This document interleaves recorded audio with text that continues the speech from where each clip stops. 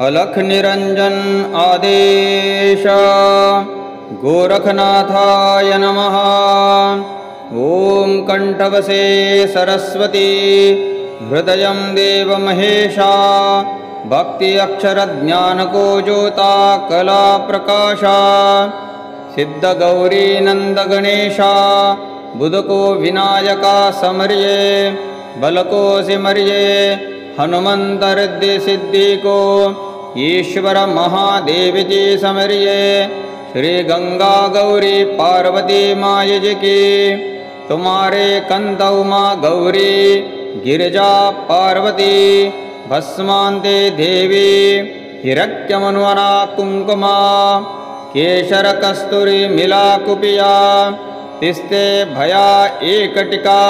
संचोदीव संध्या शक्त रूपी हाथ धरिया नाम धरिये श्री गणनाथ की तुम बैठो स्थान में जवा अहावन आवन जावन को दिजिए अंक क्षमा पर संगले जये बनखंड मध्य से आप श्री ईश्वर महादेवा छुटी ललाकार ईश्वर देव बालको कृपा भरिया ज्योत घृत बसंत धरिया शिवजी आनी मनति हिरजो चक्र में गजोया शीततेन भवन में भय हलुया श्री गंगा गिरिजा पर्वते माज जी कहने लगी कामे जे मरिया तिरा कौन चारे देवी नहीं जानते तुम मैं जानो कोई दैत्य दूत गज हस्ती शिखलियावो काटका अलख निरंजन के पास बिठाओ शंकर जी को हस्ते शीश को गिरजा पार्वती माजी जी अशेष जन गणपट दे उठांदे खेल करांते महिमा उतरांते गणपति बैठे स्थान मकाना उत्तर दिशा पूर्व पश्चिम जाते गंगा गिरिजा पार्वती माय जी को आजे कामी सिमरे जोपी मोची तंबोली ठिठिर्या कनहिरा लुहुला क्षेत्र सिमरे क्षेत्रपाला अजुनी शंभ सिमरे महाकाला अंबे झुंड बालक भेष प्रथमे सिमारो वादा गणेश पाचकोश रुद्ध उत्तर में ल्यायो पाचकोश रुद्ध दक्षिण न्यायो पाचकोश शुद्धि न्यावो पाचकोश रुद्ध पश्चिम न्यावो दशकोत रुद्ध गाज विदे न्यायो इतनी हृदि सिद्धि दिजे बिने जे जायो श्री गंगा गिरिजा पार्वती माई तुम्हारी माया प्रथमे एकदंता तृतीय मेघवर्ण तृतीय कर्णा चतुर्थ लंबोदर पंचमे विघ्नहरणा षष्ठमे धूम्रप सप्तमे विनायका अष्टमे भालचंद्रमे नवमे संतोषा दशमे हस्तमुख एकादश बार बाल बाधते वरद विनायक गणपति नाम तेरा श्री गुरु जी को आदेश आदेश आदेशा अलख निरंजन आदेश गोरखनाथाय नमः। ओम कंठवसे सरस्वती हृदयं देव महेशा भक्ति अक्षर ज्ञान को ज्योता कला प्रकाशा सिद्ध गौरी नंद गणेशा बुध को विनायका समरिये बल को सिमरिये हनुमंत रिद्धि सिद्धि को ईश्वर महादेव जी समरिये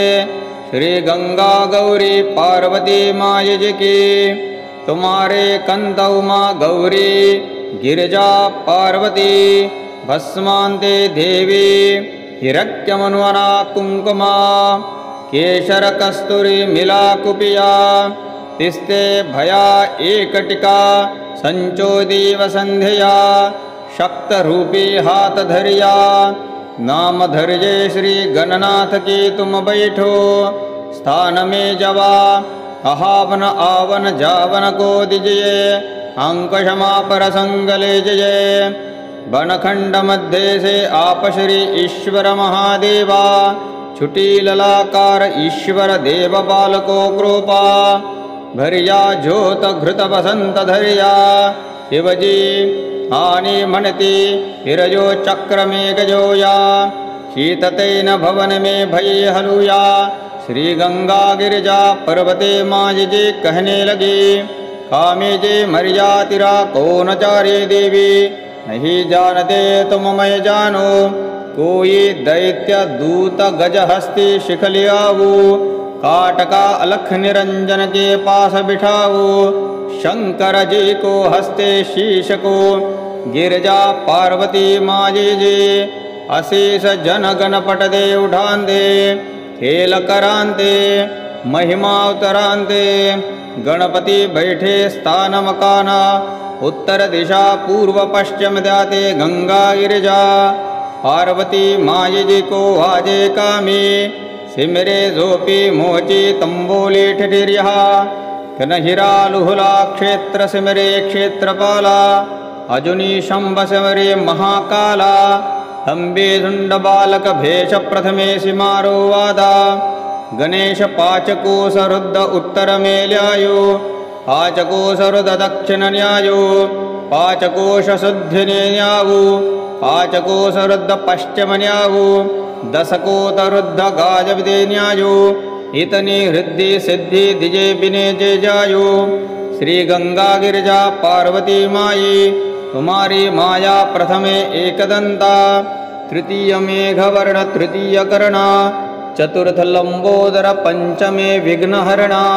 षष्टमे धूम्रप सप्तमे विनायका, अष्टमे भालचंद्रमे नवमे संतोषा, दशमे हस्तमुख एकादश बारपाल बाधते वरद विनायक गणपति नाम तेरा, श्री गुरु जी को आदेश आदेश आदेशा, अलख निरंजन आदेश,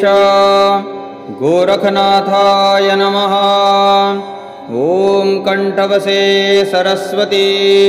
हृदयं देव महेशा, भक्ति अक्षर ज्ञान को ज्योता कला प्रकाशा, सिद्ध गौरी नंद गणेशा, बुध को विनायका समरिये, बल को सिमरिये, हनुमंत रिद्धि सिद्धि को,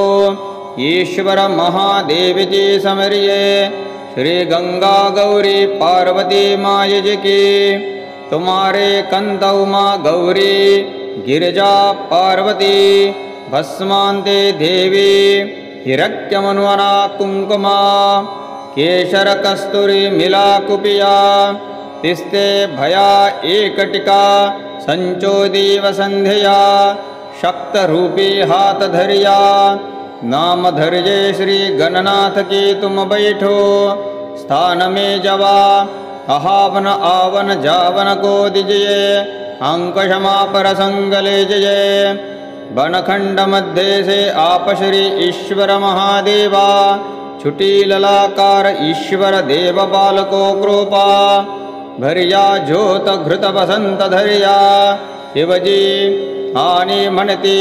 हिरजो चक्र में गजोया, शीततेन भवन में भय हलुया,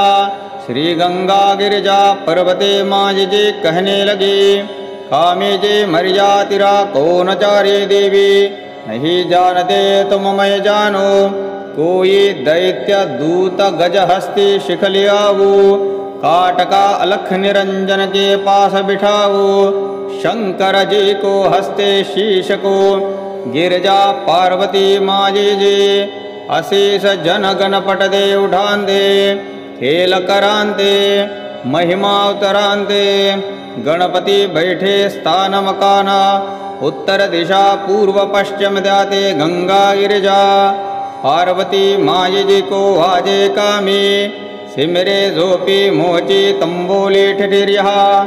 कनहिरा लुहुला क्षेत्र सिमरे क्षेत्रपाला, अजुनी शंभ सिमरे महाकाला, अंबे झुंड बालक भेष प्रथमे सिमारो वादा, गणेश पाचकोश रुद्र उत्तर में ल्यायो, पाचकोश रुद्र दक्षिण न्यायो, पाचकोश शुद्धि न्यावो, पाचकोश रुद्र पश्चिम न्यावो, दशकोत रुद्र गाजविदे न्यायो, इतनी हृदय सिद्धि दिजे बिने जे जायो, श्री गंगा गिरिजा पार्वती माई, तुम्हारी माया प्रथमे एकदंता, तृतीय मेघवर्ण तृतीय कर्णा, चतुर्थ लंबोदर पंचमे विघ्नहरणा, षष्टमे धूम्रप सप्तमे विनायका अष्टमे भालचंद्रमे नवमे संतोषा दशमे हस्तमुख एकादश बारपाल बाधते वरद विनायक गणपति नाम तेरा। श्री गुरु जी को आदेश आदेश आदेशा अलख निरंजन आदेश। गोरखनाथाय नमः। ओम कंठवसे सरस्वती हृदयं देव महेशा भक्ति अक्षर ज्ञान को ज्योता कला प्रकाशा सिद्ध गौरी नंद गणेशा बुध को विनायका समरिये बल को सिमरिये हनुमंत रिद्धि सिद्धि को ईश्वर महादेव जी समरिये। श्री गंगा गौरी पार्वती माय जी की तुम्हारे कंत उमा गौरी गिरिजा पार्वती भस्मान्ते देवी हिरण्यमनुवना कुंकुमा केशर कस्तूरी मिला कुपिया तिस्ते भया एकटिका संचोदीव संध्या शक्त रूपी हाथ धरिया नाम धरिये श्री गणनाथ की तुम बैठो स्थान में जवा अहावन आवन जावन को दिजिए अंक क्षमा पर संगले जय। बनखंड मध्य से आप श्री ईश्वर महादेवा छुटी ललाकार ईश्वर देव बाल को कृपा भरिया ज्योत घृत बसंत धरिया शिवजी आनी मनति हिरजो चक्र में गजोया शीततेन भवन में भय हलुया। श्री गंगा गिरिजा पर्वते माज जे कहने लगी कामे जे मरिया तिरा कौन चारे देवी नहीं जानते तुम मैं जानो कोई दैत्य दूत गज हस्ती शिखलियावो काटका अलख निरंजन के पास बिठाओ शंकर जी को हस्ते शीश को गिरजा पार्वती माजी जी अशेष जन गण पट दे उठान दे खेल करांते महिमा उतरांते गणपति बैठे स्थान मकाना उत्तर दिशा पूर्व पश्चिम जाते गंगा गिरिजा पार्वती माय जी को आजे कामी सिमरे जोपी मोची तंबोली ठिठिर्या कनहिरा लुहुला क्षेत्र सिमरे क्षेत्रपाला अजुनी शंभ सिमरे महाकाला अंबे झुंड बालक भेष प्रथमे सिमारो वादा गणेश पाचको सरुद्ध उत्तर में ल्यायो पाचको सरुद्ध दक्षिण न्यायो पाचकोश शुद्धि न्यावो पाचको सरुद्ध पश्चिम न्यावो दशको तरुद्ध गाज विदे न्यायो इतनी हृदि सिद्धि दिजे बिने जे जायो। श्री गंगा गिरिजा पार्वती माई तुम्हारी माया प्रथमे एकदंता तृतीय मेघवर्ण तृतीय कर्णा चतुर्थ लंबोदर पंचमे विघ्नहरणा षष्टमे धूम्रप सप्तमे विनायका अष्टमे भालचंद्रमे नवमे संतोषा दशमे हस्तमुख एकादश बारपाल बाधते वरद विनायक गणपति नाम तेरा। श्री गुरु जी को आदेश आदेश आदेशा अलख निरंजन आदेश। गोरखनाथाय नमः। ओम कंठवसे सरस्वती हृदयं देव महेशा भक्ति अक्षर ज्ञान को ज्योता कला प्रकाशा सिद्ध गौरी नंद गणेशा बुध को विनायका समरिये बल को सिमरिये हनुमंत रिद्धि सिद्धि को ईश्वर महादेव जी समरिये। श्री गंगा गौरी पार्वती माय जी की तुम्हारे कंत उमा गौरी गिरिजा पार्वती भस्मान्ते देवी हिरण्यमनुवना कुंकुमा केशर कस्तूरी मिला कुपिया तिस्ते भया एकटिका संचोदीव संध्या शक्त रूपी हाथ धरिया नाम धरिये श्री गणनाथ की तुम बैठो स्थान में जवा अहावन आवन जावन को दिजिए अंक क्षमा पर संगले जय। बनखंड मध्य से आप श्री ईश्वर महादेवा छुटी ललाकार ईश्वर देव बालको कृपा भरिया ज्योत घृत बसंत धरिया शिवजी आनी मनती हिरजो चक्र में गजोया शीततेन भवन में भय हलुया श्री गंगा गिरिजा पर्वते माज जे कहने लगी कामे जे मरिया तिरा कौन चारे देवी नहीं जानते तुम मैं जानो कोई दैत्य दूत गज हस्ती शिखलियावो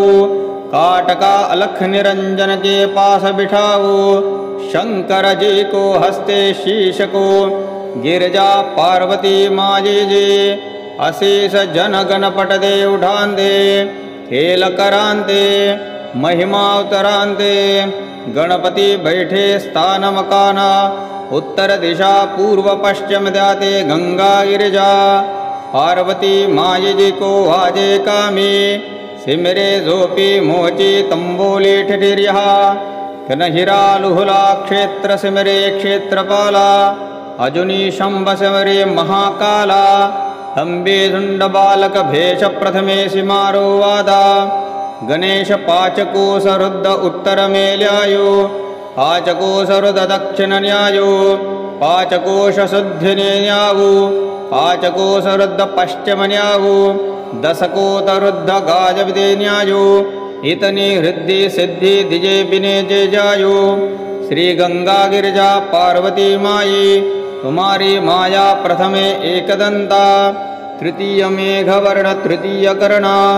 चतुर्थ लंबोदर पंचमे विघ्नहरणा षष्टमे धूम्रप सप्तमे विनायका अष्टमे भालचंद्रमे नवमे संतोषा दशमे हस्तमुख एकादश बारपाल बाधते वरद विनायक गणपति नाम तेरा श्री गुरु जी को आदेश आदेश आदेशा अलख निरंजन आदेश गोरखनाथाय नमः। ओम कंठवसे सरस्वती हृदयं देव महेशा भक्ति अक्षर ज्ञान को ज्योता कला प्रकाशा सिद्ध गौरी नंद गणेशा बुध को विनायका समरिये बल को सिमरिये हनुमंत रिद्धि सिद्धि को ईश्वर महादेव जी समरिये श्री गंगा गौरी पार्वती माई जी की तुम्हारे कंत उमा गौरी गिरिजा पार्वती भस्मांते देवी हिरण्यमनुवना कुंकुमा केशर कस्तूरी मिला कुपिया तिस्ते भया एकटिका संचोदीव संध्या शक्त रूपी हाथ धरिया नाम धरिये श्री गणनाथ की तुम बैठो स्थान में जवा अहावन आवन जावन को दिजिए अंकशमा पर संगले जय बनखंड मध्य से आप श्री ईश्वर महादेवा छुटी ललाकार ईश्वर देव बालको कृपा भरिया ज्योत घृत बसंत धरिया शिवजी आनी मनती हिरजो चक्र में गजोया शीततेन भवन में भय हलुया श्री गंगा गिरिजा पर्वते माज जे कहने लगी कामे जे मरिया तिरा कौन चारे देवी नहीं जानते तुम मैं जानो कोई दैत्य दूत गज हस्ती शिखलियावो काटका अलख निरंजन के पास बिठाओ शंकर जी को हस्ते शीश को गिरजा पार्वती माजी जी अशेष जन गण पट दे उठांदे खेल करांते महिमा उतरांते गणपति बैठे स्थान मकाना उत्तर दिशा पूर्व पश्चिम द्याते गंगा गिरिजा पार्वती माई जी को वाजे कामी सिमरे जोपी मोची तंबोली ठिठिर्या कनहिरा लुहुला क्षेत्र सिमरे क्षेत्रपाला अजुनी शंभ सिमरे महाकाला हंबे झुंड बालक भेष प्रथमे सिमारो वादा गणेश पाचकोश रुद्ध उत्तर में ल्यायो पाचकोश रुद्ध दक्षिण न्यायो पाचकोश शुद्धि न्यावो पाचकोश रुद्ध पश्चिम न्यावो दशकोतरुद्ध गाजविदे न्यायो इतनी हृदि सिद्धि दिजे बिने जे जायो। श्री गंगा गिरिजा पार्वती माई तुम्हारी माया प्रथमे एकदंता, तृतीय मेघवर्ण तृतीय कर्णा, चतुर्थ लंबोदर पंचमे विघ्नहरणा, षष्टमे धूम्रप सप्तमे विनायका, अष्टमे भालचंद्रमे नवमे संतोषा, दशमे हस्तमुख एकादश बारपाल बाधते वरद विनायक गणपति नाम तेरा। श्री गुरु जी को आदेश आदेश आदेशा, अलख निरंजन आदेश। गोरखनाथाय नमः। ओम कंठवसे सरस्वती हृदयं देव महेशा, भक्ति अक्षर ज्ञान को ज्योता कला प्रकाशा, सिद्ध गौरी नंद गणेशा, बुध को विनायका समरिये, बल को सिमरिये, हनुमंत रिद्धि सिद्धि को ईश्वर महादेव जी समरिये। श्री गंगा गौरी पार्वती माय जी की, तुम्हारे कंद उमा गौरी गिरिजा पार्वती, भस्मान्ते देवी हिरण्यमनुवना कुंकुमा, केशर कस्तूरी मिला कुपिया, तिस्ते भया एकटिका, संचोदीव संध्या, शक्त रूपी हाथ धरिया, नाम धरिये श्री गणनाथ की तुम बैठो, स्थान में जवा अहावन आवन जावन को दीजिए, अंक क्षमा पर संगले जय।